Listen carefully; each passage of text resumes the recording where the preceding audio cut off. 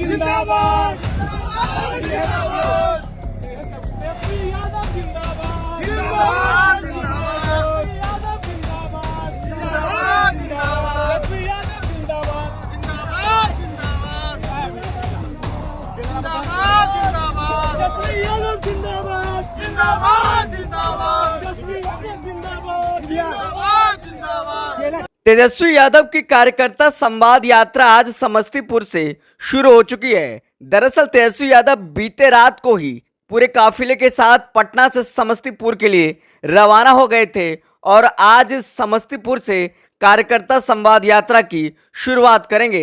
दरअसल तेजस्वी यादव संगठन को मजबूत करने के लिए और 2025 में सत्ता में काबिज होने के लिए और संगठन में कई तरह के बदलाव के लिए फीडबैक लेना चाहते हैं कार्यकर्ताओं से और इसमें कई सारे रूल और रेगुलेशन भी लगाए गए हैं। दरअसल बीते दिनों खबर आई थी तेजस्वी यादव संगठन में एक अहम बदलाव करने वाले हैं और इस बदलाव की तैयारी देखिए बड़े स्तर पर चल रही है और खास करके अनुशासन लाने की संगठन में तैयारी चल रही है, जिसको लेकर के साफ तौर पर हरा गमछा को बैन कर दिया गया है। राजद में हरा गमछा एक प्रतीक के तौर पर माना जा रहा था राजद में, जो राजद के अध्यक्ष लालू प्रसाद यादव ने बीते दिनों कहा था गमछा और टोपी लगाने के लिए। लेकिन अब जो नया निर्देश जारी किया गया है राजद की ओर से, साफ तौर पर हरा गमछा कंधा पर टांगने से मना किया गया है और साफ तौर पर टोपी और बैच लगाने को कहा गया है।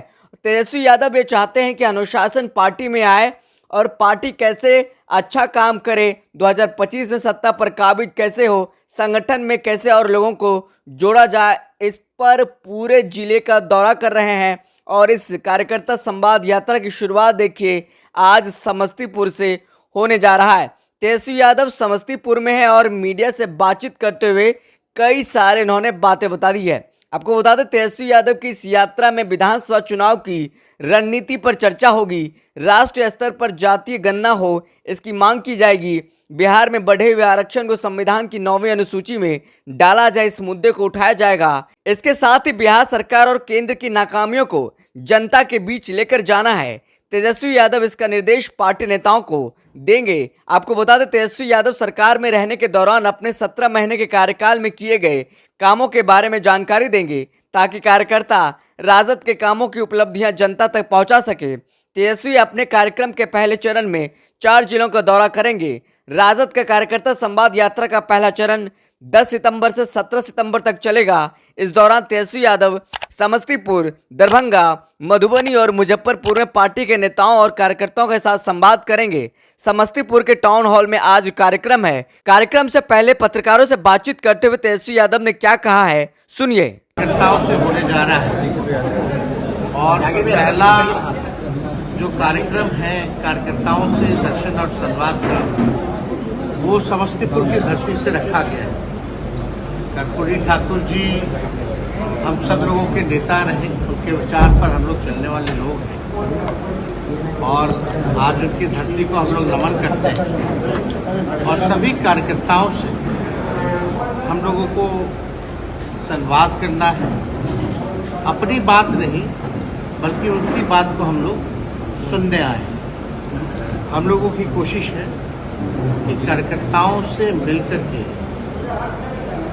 जो ज़मीनी हकीकत है, ख़ास तौर पे जो बिहार के लोगों की जो ज़मीनी जो समस्याएं हैं उसको और अच्छे तरीके से हम लोग जाने पहचाने, ताकि बेहतर आपको जो रिपोर्ट जो मिलता है बिहार की स्थिति क्या है, बिहार के लोगों की स्थिति क्या है, समस्या क्या है, जो ज़मीन पे जो कार्यकर्ता रहता है उससे बेहतर कोई जानता नहीं।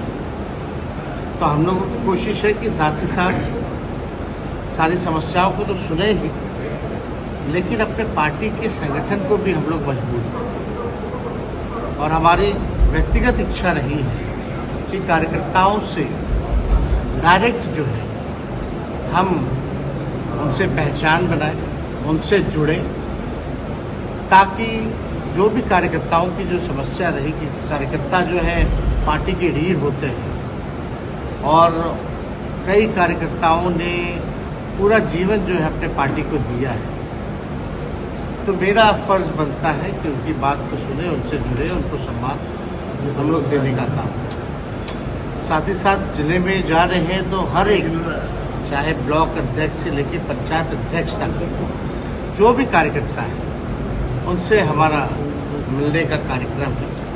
तो इसी सिलसिले में हम लोग जो है पूरे बिहार जो है हम लोग घूमेंगे। और पहला जो चरण है वो समस्तीपुर है, इसके बाद दरभंगा, मधुबनी और मुजफ्फरपुर। उसके बाद आप लोग जान रहे हैं कि नवरात्र आता है, तो उसके बाद जो है कि कार्यक्रम जो होगा सेकेंड फेज वो चालू रहेगी। तो आज इसी सिलसिले में हम लोग समस्तीपुर पहुंचे हैं और आप सब लोग यहाँ आए हैं। आप लोग जान रहे हैं कि बिहार में सबसे ज़्यादा बेरोजगारी है, गरीबी है, प्रति आय व्यक्ति जो है वो सबसे कम है, या किसानों की जो आय है वो पूरे देश में वो सबसे कम है। लगभग 94 लाख लोग जो परिवार जो है बिहार में गरीबी रेखा के नीचे जो है पाए गए हैं। और हम लोगों ने जब महागठबंधन सरकार था तो उसमें जाति आधारित गणना के साथ साथ हर एक व्यक्ति की परिवार की क्या स्थिति है, कौन कितना पढ़ा लिखा है, किसका कितना आय है,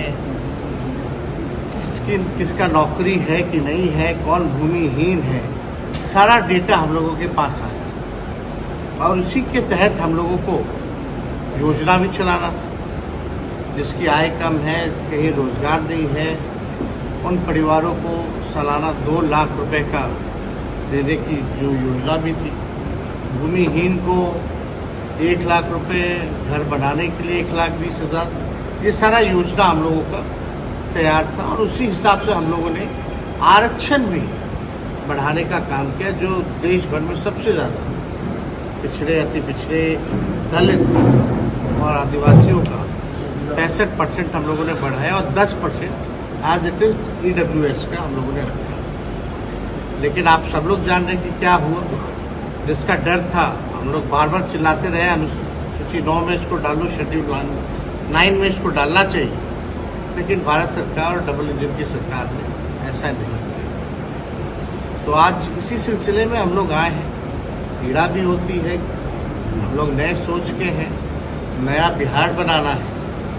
और नया बिहार बनाने में इन कार्यकर्ताओं का हम लोगों को साथ चाहिए, विश्वास चाहिए। तो मिलकर के हम लोग जो है नया बिहार बनाने की दिशा में हम लोग आगे बढ़ेंगे, ताकि बिहार के लोगों की तरक्की हो, बिहार आगे बढ़े। पलायन बहुत बड़ा बिहार का इशू रहा है। लगभग जो है आप देखिएगा कि कई करोड़ों लोग जो है बिहार से पलायन करते हैं, और ये आंकड़ा जो है भारत सरकार ने ही दिया है। तो इस दिशा में हम लोग जो है उन गरीबों को, जिनको हम लोगों ने चिन्हित किया है सर्वे द्वारा, उनके लिए हम क्या कर सकते हैं आगे, ये सारे विषयों पर हम लोग काम करेंगे।